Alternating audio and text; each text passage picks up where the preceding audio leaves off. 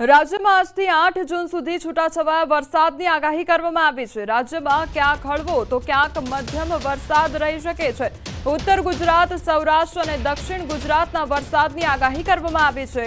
આજે ગાજવીજ અને ભારે પવન સાથે હળવા વરસાદની આગાહી કરવામાં આવી છે।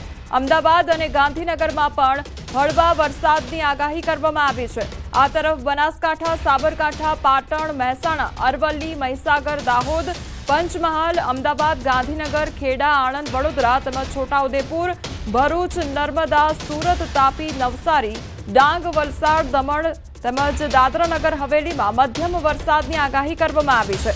તો સુરેન્દ્રનગર, બોટાદ, અમરેલી, ભાવનગર, ગીર સોમનાથ અને દીવમાં હળવા વરસાદની આગાહી કરવામાં આવી છે।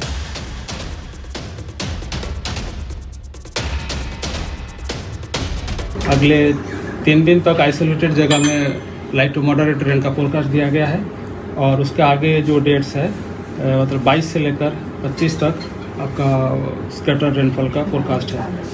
अभी जो गुजरात रीजन में 21 से लेकर 25 तक स्कैटर रेनफॉल दिया गया है, इसमें थंडरस्टॉर्म का भी वार्निंग दिया गया है, उसमें लाइटनिंग के साथ, और सौराष्ट्र में भी लाइट टू मॉडरेट थंडरस्टॉर्म रहेगा।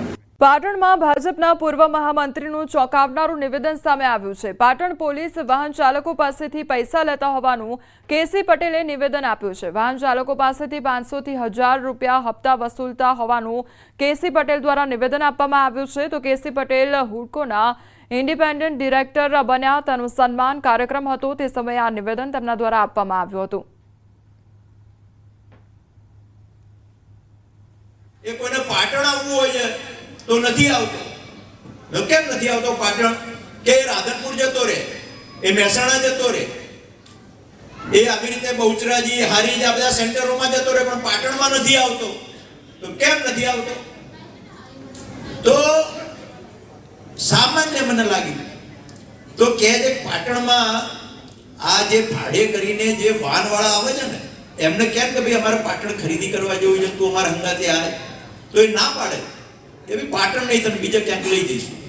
કેમ?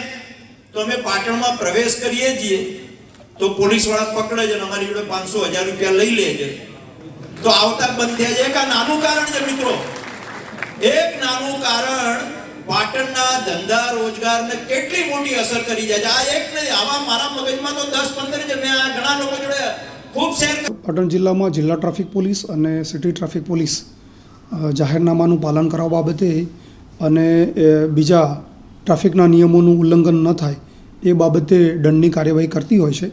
એના ભાગરૂપે પોલીસ દંડ લેતી હોય છે અને આજે નિવેદન સોશિયલ મીડિયામાં ચાલે છે એ બાબતે પણ અમે તપાસ કરી અને ચોક્કસ એમાં કાર્યવાહી કરશું। તો પાટણમાં ભાજપ નેતા કેસી પટેલના પોલીસ પર આક્ષેપ મામલે કોંગ્રેસની પ્રતિક્રિયા સામે આવી છે। પાટણના ધારાસભ્ય કિરીટ પટેલે કહ્યું કે કેસી પટેલને બ્રહ્મ જ્ઞાન થયું છે, તે બદલ અભિનંદન। આખરે ભાજપ નેતાએ હપ્તાખોરી સ્વીકારી અને કિરીટ પટેલે આખા ગુજરાતમાં હપ્તાખોરી ચાલતી હોવાનો આક્ષેપ કર્યો છે। મહત્વનું છે કે કેસી પટેલે પાટણમાં હપ્તાખોરી ચાલતી હોવાનું નિવેદન આપ્યું હતું કે પાટણની અંદર અને ગુજરાતની અંદર પોલીસની અંદર હપ્તાખોરી ચાલે છે અને એના માટે એમને અભિનંદન। અને આજે કેસી પટેલને બ્રહ્મ જ્ઞાન થયું। આગળ વધીએ તો અરવલ્લીના ભિલોડામાં આવેલી અસાલ જીઆઈડીસી વિસ્તારમાં શંકાસ્પદ ઘી અને બટરનો મોટો જથ્થો ઝડપાયો છે। બાપાશ્રી નામની એક પેઢીમાં ફૂડ એન્ડ ડ્રગ્સ વિભાગ, અરવલ્લી એસઓજી અને એફએસએલ ટીમની સંયુક્ત કાર્યવાહી દરમિયાન શંકાસ્પદ ઘી અને બટરનો મોટો જથ્થો ઝડપાયો છે। આ દરોડા દરમિયાન કુલ 4039 કિલોગ્રામ ઘી અને 397 કિલોગ્રામ બટર જપ્ત કરવામાં આવ્યા છે, જેની કુલ કિંમત આશરે 23.93 લાખ રૂપિયા આંકવામાં આવી છે। આ ઘટનાએ સ્થાનિક વિસ્તારમાં ખળભળાટ મચાવી દીધો છે અને ખાદ્ય ચીજોની ગુણવત્તા અને સલામતી અંગે ચિંતા ઊભી થઈ છે। મોટી માત્રાની અંદર ઘી અને બટર અને તૈયાર માલ મળી આવેલું છે। એમાં મેસુ પ્યોર ઘીના 200 mlના પેક, 500 mlના પેક તથા 15 કિલોના પેક તથા મેસુ કાવ ઘીમાં પણ 200 mlનું પેક, લીટરનું પેક, અંદર 15 કિલોનું ડબ્બા, એવું કુલ મળીને લગભગ 4.5 ટન જેટલો મટીરિયલ મળી આવેલું છે। બટર પણ મળી આવેલું છે, જેની કિંમત લગભગ ટોટલી 24 લાખ જેટલી થવા જાય છે। અને આ વ્યક્તિ પાસે કોઈ લાયસન્સ નહોતું બનાવવાના જગ્યા ઉપર, અને વગર લાયસન્સે આ એક માતર તાલુકાના સંધાણા ગામના લોકો વીજળીની ધાંધિયાથી રોષે ભરાયા છે અને છેલ્લા 3 મહિનાથી વીજળીના વારંવાર પ્રશ્નો હોવા છતાં કોઈ પણ ઉકેલ ન આવતા ગ્રામજનોએ MGVCL કચેરી ખાતે રોષ ઠાલવ્યો છે। ખાસ કરીને બપોરે અને રાત્રિના સમયે વીજ કાપથી ગ્રામજનો પરેશાન થઈ રહ્યા છે। ગ્રામજનોનો આરોપ છે કે વારંવાર વીજ પુરવઠો ખોરવાતા રોજિંદા કાર્યોમાં વિક્ષેપ આવે છે અને વધુ વોલ્ટેજના કારણે વીજ ઉપકરણો બળી જાય છે। તાજેતરમાં 3 દિવસ પહેલા એકાએક લોડ વધતા ગામમાં 550 વોલ્ટથી લોકોના ઘરોમાં પંખા, મોટરો, ટીવી, વોશિંગ મશીન, ટ્યુબલાઇટો અને એર કન્ડિશનર જેવા ઉપકરણો બળીને ખાખ થઈ ગયા હતા। લાઇટો જતી રહેતી હોય છે, આખો દાડો જતી રહેતી છે, તો અમે ફોન મારે છે તો એ ઊંધો જવાબ આલે છે। હરખો ટાઈમ તો કહેતા જ નહીં, ગમે ત્યારે ક્યારે લાઇટો આવશે એમ, અને ગમે તે રીતના પૂછીએ છીએ તો એ હરખો જવાબ નહીં આલતા। ભાઈ અમને શું ખબર, અમને કશી નહીં ખબર, એવું અમુક વાર પ્રશ્ન કરતા રહે છે। એવા અમે થાકી ગયા તો લોકોના 200-300 ઘરમાં કેટલાય ઉપકરણો બળી ગયા છે। તે છતાંય હવે પાછો રોજ ડીઓ જાય છે, રોજ રાત્રે 2-2, 4-4 કલાક લાઇટ જતી રહે છે, અને અહીં ફોન કરો તો એવું કહે કે બરોડા કરવાનો, અહીં કોઈ જવાબ આલતો છે નહીં। અને આવું ક્યાં સુધી ચલાવશે? સાહેબ જોડે આવે તો સાહેબ ગોર ગોર ફેરવે, અને આ બધું ભરેલું આમ પ્રજાનું કોણ ભોગવશે? પેલા 3 મહિનાથી અહીંયા MGVCL ની એટલી બધી બેદરકારી કે પહેલા તો કમ્પ્લેન થતી જ નથી, ફોન જ નથી લાગતા। 4-5 નંબર ઉપર કોન્ટેક્ટ કરીએ તે છતાંય કોઈ નંબર ઉપર કોલ રિસીવ ના કરે, ફોન લાગે નહીં જેવા પ્રશ્ન ઊભા થાય છે। અમે થાકી ગયા છે, આ લોકોથી હેરાન કરી નાખ્યા છે। અને ગયા મહિને તો છેલ્લામાં છેલ્લા લગભગ 1 મહિનાની અંદર 14 થી 15 વ્યક્તિની મોત થઈ ગયેલા છે। એમનું બેસણું હોય, એમની જાહેરાત હોય, કોઈને ત્યાં પ્રસંગ હોય, કોઈને ત્યાં લગ્ન હોય, અને લાઇટના છાછ વારે પ્રશ્ન ઊભા થાય છે। દાડે નહીં તો રાતે, રાતે નહીં તો દાડે, પણ દિવસમાં એક વખત લાઇટ જાય। આ ફરિયાદો સાથે ગ્રામજનોએ MGVCLની પેટા કચેરી ખેડા ખાતે આક્રોશ સાથે વિરોધ કર્યો। સમગ્ર મામલે અધિકારીઓને સમસ્યાની રજૂઆત કરી, જો કે MGVCLના અધિકારીઓએ ગોળ જવાબ આપી સમગ્ર વાતને ટાળવાનો પ્રયત્ન કર્યો હતો અને સરકારી જવાબ આપ્યો કે ફરિયાદ મળી છે, તપાસ કરાવીશું। જે લાસ્ટ ટાઈમ જે ટ્રાન્સફોર્મર ફેલ થઈ ગયેલું હતું એ અંદરના ન્યુટ્રલના પ્રોબ્લેમને કારણે થયું હતું અને એ વીજળીના પ્રશ્નો થયા હતા, પણ એ બીજા દિવસે બદલીને સોલ્વ કરી દેવામાં આવ્યું છે। અને અત્યારે જે રજૂઆત કરવામાં આવી છે કે અમારા ડીઓ વારે ઘડી ઉડી જાય છે, તે લાઇનનું પેટ્રોલિંગ કરી અને જો લોડ બેલેન્સિંગ કરવાની જરૂરિયાત થશે તો લોડ બેલેન્સિંગ પણ કરી આપીશું, અને ગ્રામજનોની મદદ લઈ અને જો શક્ય હશે તો નવા ટ્રાન્સફોર્મર પણ ઊભા કરી અને પ્રશ્નનું સોલ્યુશન કરવામાં આવશે। MD અજય જોશીના રાજીનામાને લઈ સાવલીના ધારાસભ્ય કેતન ઇનામદારે સવાલ ઉઠાવ્યા છે। ડેરીમાં ચાલતા કૌભાંડને લઈ ફેડરેશન દ્વારા રાજીનામું લેવાયું હોવાનો ધારાસભ્યએ આક્ષેપ કર્યો છે। કેતન ઇનામદારે મેરાકુવા ગામે ડેરીના મૃતક સભાસદોના ખાતામાં રૂપિયા જમા કરાવી લાખોના કૌભાંડનો પર્દાફાશ કર્યો હતો। ડેરીના સત્તાધીશો નહીં પરંતુ જિલ્લા રજિસ્ટ્રાર દ્વારા કૌભાંડની તપાસ કરાવવા તેમણે માંગ કરી, તો મેરાકુવા સાથે વડોદરા અને છોટાઉદેપુરની અન્ય ડેરીઓમાં પણ તપાસની પણ તેમણે માંગ કરી છે। તો MDના રાજીનામા બાદ બરોડા ડેરીમાં મોટા માથાઓની સંડોવણી હોવાની શંકા તેમણે વ્યક્ત કરી છે। બરોડા ડેરીના MDએ તપાસ આપી હતી, તપાસના 10 દિવસનો ટાઈમ આપ્યો હતો। હજુ તપાસમાં શું આવ્યું એ તો એમને બહાર પાડ્યું નથી। પહેલા તો એમને રાજીનામું આપ્યું અને બરોડા ડેરીના નિયામકો દ્વારા એવું કહેવામાં આવે છે, નિયામક મંડળ દ્વારા, ત્યાં તો અગાઉથી રાજીનામું આપેલું હતું। નગરની સરકારી ગુરુ ગોવિંદસિંહ હોસ્પિટલ વિવાદમાં આવી છે। હોસ્પિટલના વહીવટી વિભાગમાં ફરજ બજાવતા 2 કર્મચારીએ ₹17,20,000ની ઉચાપત કરી હોવાનું સામે આવ્યું છે। હોસ્પિટલમાં આઉટસોર્સિંગના 2 ક્લાર્કે ઓક્ટોબર 2023 થી એપ્રિલ 2025 સુધીના સમયગાળામાં કર્મચારીઓના પગાર બિલમાં ગોબાચારી કરી લાખો રૂપિયા પોતાના ખાતામાં જમા લઈ લીધા હતા। આ બાબત તિજોરી કચેરીને ધ્યાને આવતા તેમણે હોસ્પિટલના સત્તાધીશોને જાણ કરી હતી। હાલ તો હોસ્પિટલ તંત્ર દ્વારા બંને કર્મચારીઓને છૂટા કરી દેવામાં આવ્યા છે। તો ગઈકાલે હોસ્પિટલના ડોક્ટરે બંને સામે પોલીસ ફરિયાદ નોંધાવી છે। પોલીસે બંને સામે ગુનો નોંધી વધુ તપાસ હાથ ધરી છે।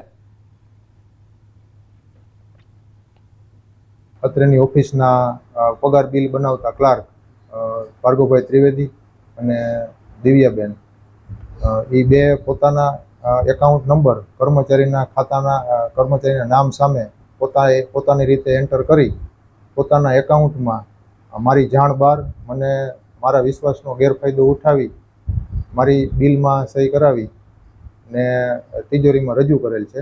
આ બંને આરોપીઓ દ્વારા સન 2023 થી લઈને 2025 આજ દિન સુધી અલગ અલગ સમય અલગ અલગ રીતે જે પોતાનો બેંક એકાઉન્ટ બેંક ઓફ બરોડાનું શાખાનું છે લાસ્ટ ડિજિટ 5844 તેમજ તેમાં રકમ 17,20,000 રૂપિયા તેમજ આ સિવાય 3 એકાઉન્ટ્સ બીજા છે, જેમાં 1729, 4153 અને 9876 આ ત્રણેય એકાઉન્ટ મળી અને અલગ અલગ ટાઈમે પોતાના સરકારી નાણાંની ઉચાપત કરેલું છે. અમદાવાદમાં વકરી રહ્યો છે કોરોના અને કોરોનાથી અમદાવાદમાં 2ના મોત પણ નિપજ્યા છે. દાણી લીમડામાં કોરોનાથી મહિલાનું મોત નિપજ્યું છે. 47 વર્ષીય મહિલાને એલજી હોસ્પિટલમાં દાખલ કરવામાં આવી હતી.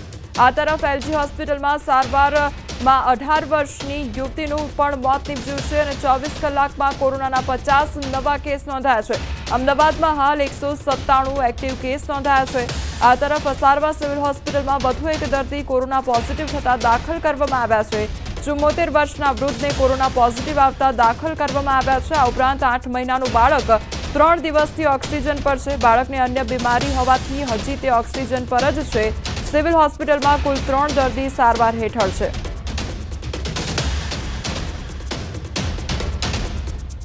કોરોના અત્યારે આપણા માટે નવો નથી. છેલ્લા 4-5 વર્ષથી આપણે કોરોના સામે લડી રહ્યા છીએ. કોરોના ડેફિનેટલી વધી રહ્યો છે, પણ આપણે જે પ્રમાણે વાતાવરણ જોઈ રહ્યા છે અને જે બહારના દેશોમાંથી લાસ્ટ ટાઈમ પણ એ જ રીતે થયું હતું કે બહારના દેશોમાંથી જ માઇગ્રેટ થયા હતા અને અત્યારે પણ જેટલા કેસીસ જોઈ રહ્યા છો, જે લોકો બહારથી આવેલા છે, જેમ કે ચીન છે, હોંગકોંગ છે, થાઈલેન્ડ છે, જે જગ્યાએથી માઇગ્રેટ થયા છે, એ લોકો જ કોરોના સંક્રમિત કરી રહ્યા છે. કોરોના અત્યારે જ એ રીતે છે કે કોરોના જે રીતે આપણે પહેલાં બી વિચારતા હતા કે હાથ ના ધોવાથી, સોશિયલ ડિસ્ટન્સિંગ મેન્ટેન નહીં કરીએ અને આપણો હાથ જો નોઝ અને મોઢા પર જો નહીં જાય, જેમ કે આપણો હાથ હોય એ નાક અને મોઢા પર નહીં જાય, આ જ રીતે આપણે આને સંક્રમિત રોકી શકીશું. અને જે પહેલાં આપણે જે માસ્ક પહેરવાનું ભૂલી ગયા છે છેલ્લા 4-5 વર્ષથી, તો એ માસ્ક પહેરવાનું પણ આપણે શીખવું પડશે. સો મેઇન મુદ્દો એ છે કે માસ્ક પહેરવું પડશે, સોશિયલ ડિસ્ટન્સિંગ મેન્ટેન કરવું પડશે. જે લોકો દર્દી બહારથી આવે છે એનું પ્રોપર ટેસ્ટિંગ કરવામાં આવે તો આપણે આને સંક્રમિત રોકી શકીશું. પણ એવું તો નહીં થાય કે સંપૂર્ણપણે રોકી શકીશું. સો આપણી તકેદારી છે એ જ વધારે અત્યારે ઇમ્પોર્ટન્ટ છે. હજુ સુધી નવો વેરિયન્ટ છે એવું આપણે ના કહી શકીએ. હજુ પણ કોરોના જે પહેલાં આપણે જે વેક્સિનેશન લીધી છે એ જ વેરિયન્ટ આપણે ગણીને ચાલવું પડે, કારણ કે હજુ સુધી એટલા બધા ક્રિટિકલ કેસીસ આવ્યા નથી. પહેલાં પણ જે કોરોનામાં કહી રહ્યા હતા એ જ રીતે છે કે ઉંમરવાળા છે, જેમને લીવર, કિડની, કેન્સર, હૃદય, ડાયાબિટીસ જેવા ઘાતક રોગો હોય અને દર્દી પહેલા અવસ્થામાં જો સારું ધ્યાન ના રાખે, જેમ કે શરૂઆતના 4-5 દિવસમાં ફીવર આવે ને જાતે દવાઓ લીધા કરે અને ડૉક્ટરને ના કન્સલ્ટિંગ કરે, તો એ દર્દીઓ વધારે ગંભીર બની શકે છે. જે પણ અત્યારે ન્યૂઝ આવી રહ્યા છે કે ભાઈ કોઈ દર્દી એક્સપાયર થયું કે, તો એ ખાલી ને ખાલી દર્દીની પોતાની બેદરકારી છે. કોરોના એટલો વેરિયન્ટ એટલો ઘાતક નથી, પણ શરૂઆતના તબક્કામાં દર્દીનું ના ધ્યાન રાખેલું અને દર્દીને થતી કોમોર્બિડિટી, હાઇપરટેન્શન, ડાયાબિટીસ, રીનલ ડિસીઝ, આ બધા હોય એ બધા દર્દી જ વધારે ઘાતક બની શકે છે. જૂનાગઢની વિસાવદર વિધાનસભા બેઠક પર પણ ભાજપ કોંગ્રેસના ઉમેદવારોએ ફોર્મ ભરી દીધા છે. વિસાવદર બેઠક પર ભાજપમાંથી કિરીટ પટેલ તો કોંગ્રેસમાંથી નીતિન રાણપરિયા મેદાને ઉતર્યા છે, તો આપમાંથી ગોપાલ ઇટાલિયાએ ફોર્મ ભર્યું છે. વિશ્વાસ છે કે આગામી 19 તારીખે મતદાન થશે ત્યારે ભારતીય જનતા પાર્ટીનો જ્વલંત વિજય થશે. તે અમારા મતદાર ભાઈઓનો વિશ્વાસ જીતી અને એમના કામ કરવા માટેનો અમે એમને વિશ્વાસ અપાવશું. અમે અમારે શું કરવાનું છે એ એજન્ડા સાથે અમે મતદાર ભાઈઓને અપીલ કરશું. તો વિસાવદર બેઠકમાંથી ભાજપમાંથી જે કિરીટ પટેલ છે તેમના દ્વારા ફોર્મ ભરવામાં આવ્યું છે અને બીજી તરફ કોંગ્રેસના ઉમેદવાર જે નીતિન રાણપરિયા છે તેમના દ્વારા પણ આજે ફોર્મ ભરવામાં આવ્યું છે. તો ભાજપ અને કોંગ્રેસના ઉમેદવાર દ્વારા આજે ફોર્મ ભરવામાં આવ્યું છે. આ પહેલા આમ આદમી પાર્ટીના ગોપાલ ઇટાલિયા દ્વારા પણ ફોર્મ ભરવામાં આવ્યું હતું. તો વિસાવદરમાં પણ ત્રિપાંખીયો જંગ જોવા મળશે. જૂનાગઢની વિસાવદર વિધાનસભા બેઠક પર પણ ભાજપ કોંગ્રેસના ઉમેદવારોએ ફોર્મ ભર્યા છે. વિસાવદર બેઠક પર ભાજપમાંથી કિરીટ પટેલ તો કોંગ્રેસમાંથી નીતિન રાણપરિયા મેદાને છે, તો આપમાંથી ગોપાલ ઇટાલિયા દ્વારા ફોર્મ ભરવામાં આવ્યું છે. તો આ તરફ વિસાવદર બેઠકના ભાજપ ઉમેદવાર કિરીટ પટેલે ઉમેદવારી પત્ર ભર્યા બાદ જીતનો વિશ્વાસ વ્યક્ત કરવામાં આવ્યો છે. તો ધારાસભ્ય અને વિસાવદર બેઠકના પ્રભારી જયેશ રાદડિયાએ પણ પેટા ચૂંટણીમાં ભાજપની જંગનો આશાવાદ વ્યક્ત કર્યો છે. કડી પેટા ચૂંટણીમાં હવે જંગ જામશે. કડી પેટા ચૂંટણી માટે ભાજપ, કોંગ્રેસ અને આપના ઉમેદવારોએ શક્તિ પ્રદર્શન સાથે ફોર્મ ભર્યું છે. કડીમાં કોંગ્રેસના ઉમેદવાર રમેશ ચાવડાએ ફોર્મ ભર્યું, તો કિરીટ પટેલ, બળવંતજી ઠાકોર, શૈલેષ પરમાર સહિતના ઉપસ્થિત રહ્યા હતા. આ તરફ ભાજપે કડીમાં રાજેન્દ્ર ચાવડાને મેદાને ઉતાર્યા છે. તો ઉમેદવારી ફોર્મ ભરતા પહેલા વિજય વિશ્વાસ સંમેલન યોજ્યું હતું, જેમાં ઉત્તર ગુજરાતના ભાજપ ધારાસભ્યો, સાંસદો હાજર રહ્યા. તો આપ ઉમેદવાર જગદીશ ચાવડાએ ઉમેદવારી નોંધાવી હતી. કડીમાં ભાજપ, કોંગ્રેસ અને આપ વચ્ચે ત્રિપાંખીયો જંગ જામશે. બોટાદ જિલ્લાના વાતાવરણમાં આજે પણ પલટો જોવા મળ્યો છે અને આજે જિલ્લાના કેટલાક વિસ્તારોમાં દિવસભર વાદળછાયું વાતાવરણ છવાયું હતું અને બપોર બાદ ઉમરગામ અને આસપાસના વિસ્તારમાં વરસાદ વરસ્યો હતો. તો ભારે ઉકળાટ અને ગરમીના માહોલમાં વરસાદ વરસતા વાતાવરણમાં ઠંડક પ્રસરી ગઈ હતી અને લોકોએ ગરમી અને બફારાથી રાહત અનુભવી હતી. વરસાદ વરસતા વાતાવરણમાં ઠંડક પ્રસરી ગઈ હતી. તો વલસાડ જિલ્લામાં પણ વરસાદી ઝાપટું પડ્યું અને બપોરના સમયગાળા બાદ વરસાદી માહોલ જામ્યો હતો. એકાએક વાતાવરણમાં પલટો આવ્યો હતો અને હજુ પણ આગામી દિવસોમાં હળવા વરસાદને લઈને આગાહી કરવામાં આવી છે. જ્યાં અસહ્ય ગરમીનો મારો સહન કરી રહ્યા હતા લોકો, તેમને હવે ગરમીથી આંશિક રાહત પ્રાપ્ત થઈ છે. પંથકમાં વરસાદી માહોલ જામ્યો છે.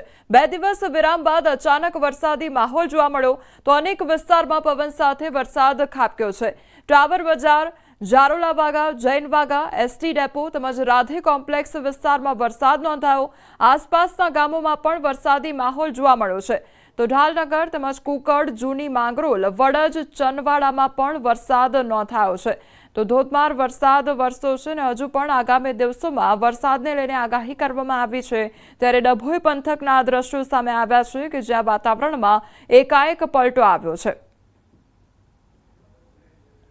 તો ડભોઈ પંથકના દ્રશ્યો સામે આવ્યા છે જ્યાં જોરદાર પવન સાથે વરસાદી માહોલ જામ્યો છે. તો ડભોઈ તેમજ આસપાસના જે ગ્રામ્ય વિસ્તાર છે ત્યાં આગળ પણ વરસાદી માહોલ જામ્યો છે. તો વાતાવરણમાં એકાએક પલટો આવ્યો છે. લોકોને ગરમીથી રાહત પ્રાપ્ત થઈ છે. પરંતુ બીજી તરફ જે ખેડૂતો છે તેમને પારાવાર મુશ્કેલીનો સામનો કરવો પડશે, કારણ કે તેમના માથે આભ ફાટ્યું હોય તે પ્રકારની પરિસ્થિતિ સર્જાઈ છે. પાકને નુકસાન જવાની ભીતિ સેવાઈ રહી છે. તો હજુ પણ આગામી દિવસોમાં વરસાદને લઈને આગાહી કરવામાં આવી છે.